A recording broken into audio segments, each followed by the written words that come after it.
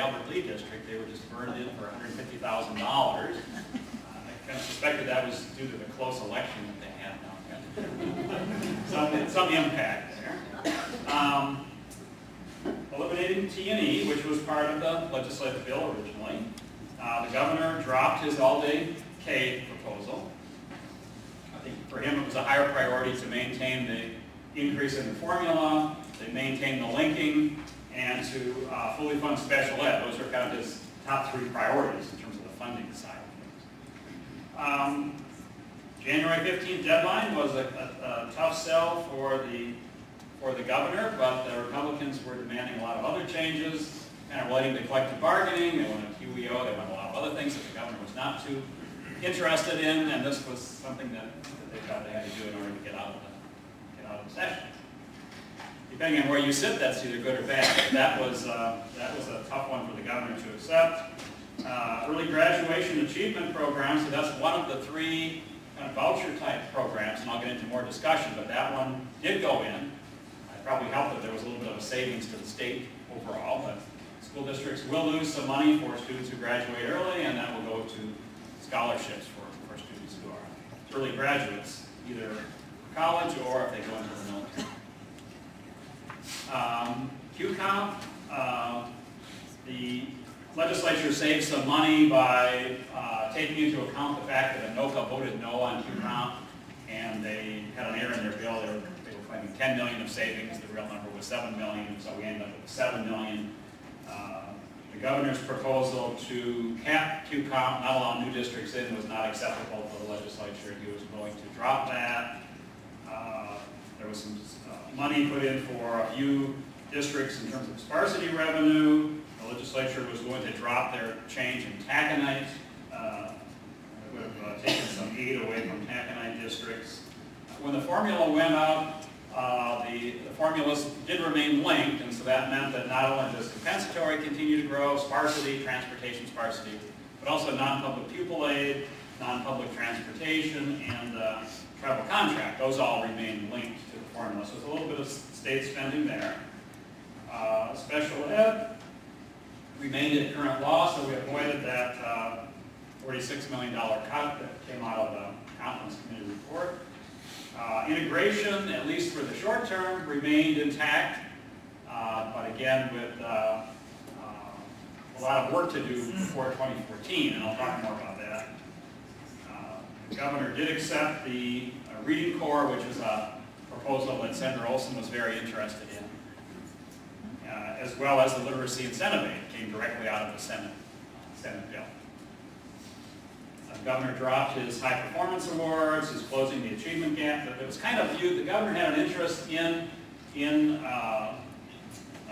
funding based on performance, and in the end he just accepted the Senate view of that rather than trying to work compromise. He felt like there wasn't, while he would have preferred something based on all grade levels and based on reading and math, he felt a lot of pressure in terms of getting people back to work and not wanting to spend another few days working on compromise proposals. It's just kind of, okay, we're going to do this and we're going to take the Senate language and we're done. No. They didn't write a whole lot of brand new stuff, and where they did, it was very painful. Then the low-performing schools, the K-12 vouchers, that was one of the things the governor had on his absolutely not list. That was not accepted. ADEP grading system was another one the governor had on his no way pending list. The governor dropped his proposal to eliminate the Get Ready, Get Credit e-pass changes. Everybody had agreed early on the cuts to the magnet school program. Building lease aid, that cut got delayed a year because of the timing of the special session being a little too late for charter schools to re-budget for the loss of the lease aid the first year. ABE, we ended up at the governor's position with a 2% growth rather than 1% growth. Capital loan refinancing was very attractive because of the amount of money it saved to the state budget for 1 year. As I understand it, there are 4 school districts that were interested in doing this refinance. Saves the state $28 million in the current biennium. There's a cost to the state of about $40 million down the road, but as we look at the short term, that seemed like a good deal for everybody. Then the governor reluctantly dropped his early childhood rating system, and the early childhood scholarship piece was added in. That one still has some controversy in terms of agreeing on exactly how that will work. And what you'll see in the bill is that the money is backloaded into 2013, and there's a report required to the legislature in 2012 before we implement it. So there's still some debate about how that's going to work. Department of Education and the Purpose Academy came out with a 5% cut, which is 5% to the department was the governor's recommendation. So there'll be some continual scaling back of services the department provides, but it's much better than the 34% cut that was in the House bill. And bottom line, we have $133 million of new money for K-12 education, aside from the shifts. Okay, so that's kind of where we ended up with in the conference report. So let's talk a little bit about cash flow. As everybody knows, we're at 60/40 beginning this year. The July 15th payment that we made during the shutdown was based on 90/10. That was the old law. So don't plan on a lot of money on July 30th. That's going to be adjusted to 60/40. So school districts aren't going to see much of an increase, and then we'll be on the 60/40 schedule throughout the rest of the year and until the law gets changed. The school districts in statutory operating debt will continue to benefit from an advance final payment. So we have very few districts actually in statutory operating debt, which is a credit to the financial management of the school districts. But for those that aren't statutory operating debt, they do qualify for an additional, or for an early final payment on June 20th, which would now be bigger because it's bridging the gap between 60/40 and 90/10. It is limited to $7.5 million statewide. Under Minnesota Statute 16A.152, there is a plan to repay the payment shift. And so bottom line is, after the state saves up some money, the state cash flow account goes to $350 million, state budget reserves at $653 million, then we begin to repay the aid shift until we're at 90/10. That might be 10 years from now. We don't know. But I don't expect it to happen in the next 2 or 3 years. For charter schools, do we have any charter school folks in the room? No, I'll just tell you very briefly what's happening with charter schools. They're at 60/40, just like everybody else.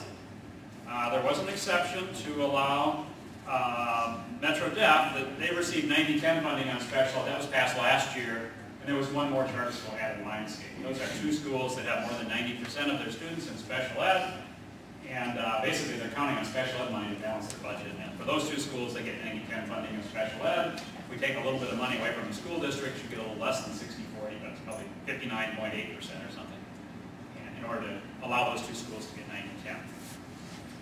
Charter schools, it's going to be a kind of a test of their management ability now. What we've done, there were concerns about their cash flow, and so we said, fine, we'll change from a 24 payment schedule to a 16 payment schedule.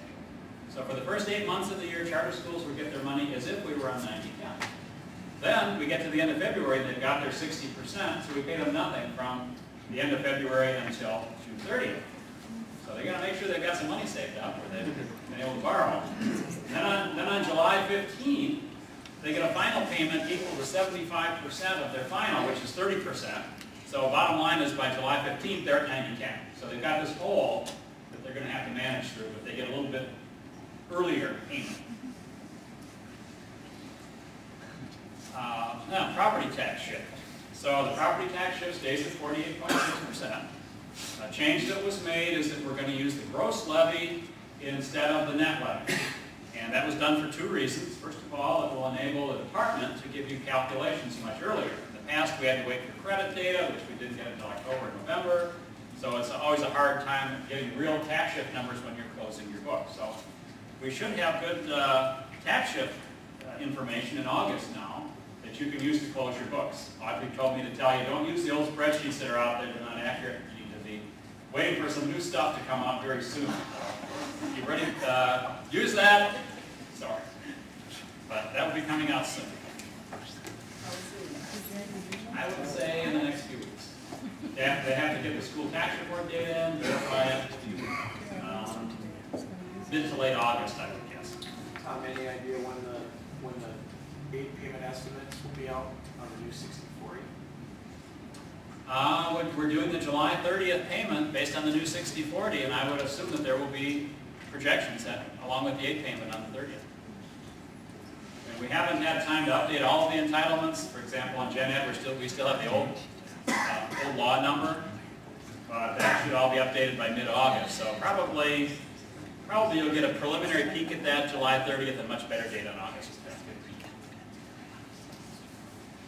On October 30th, we're going to be making another part of your tax shift adjustment. So part of the change in tax shift is we're going from net levy to a gross levy. That increases the tax shift by about $14 million. That saves the state a little bit of money. And that $14 million is supposed to come out of your October 30th final payment. The idea was to wait until you got some cash coming in to take the extra $14 million away from you. So again, the tax shift will be repaid also when the state economy improves after we find the $2.1 billion to pay off the aid payment. And the tax shift is the next thing on the list. So, summary of the shift. Cumulatively, we're now up to about $2.2 billion in aid payment shifts. We're about $600 million in tax shift, so it's about $2.8 billion that we're borrowed from the schools at this point.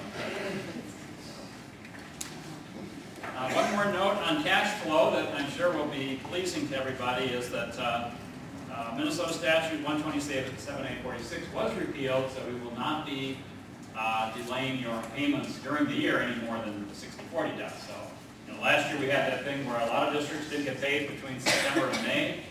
That's gone. The state cannot withhold your payments. We expect the state will be doing short-term borrowing this year to get through. Okay, so moving to the computer run that you've got. You've got a computer run that summarizes what the impact is. What I have up on the screen here is the top of page 1, which just shows what's happening by region. And the bottom line is it's pretty even. This is fiscal year 12.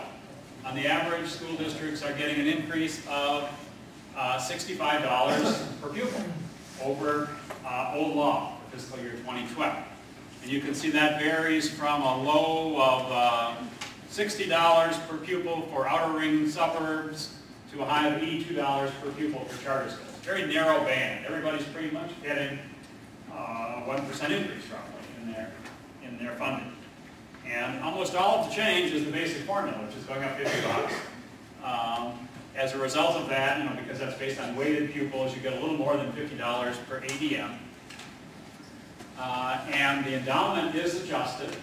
I'll get into that a little bit more later, but the change made to the endowment was starting with the second payment of endowment. We make a payment in September, a payment in March. Starting with the second payment of endowment, we're defining charter schools as school districts.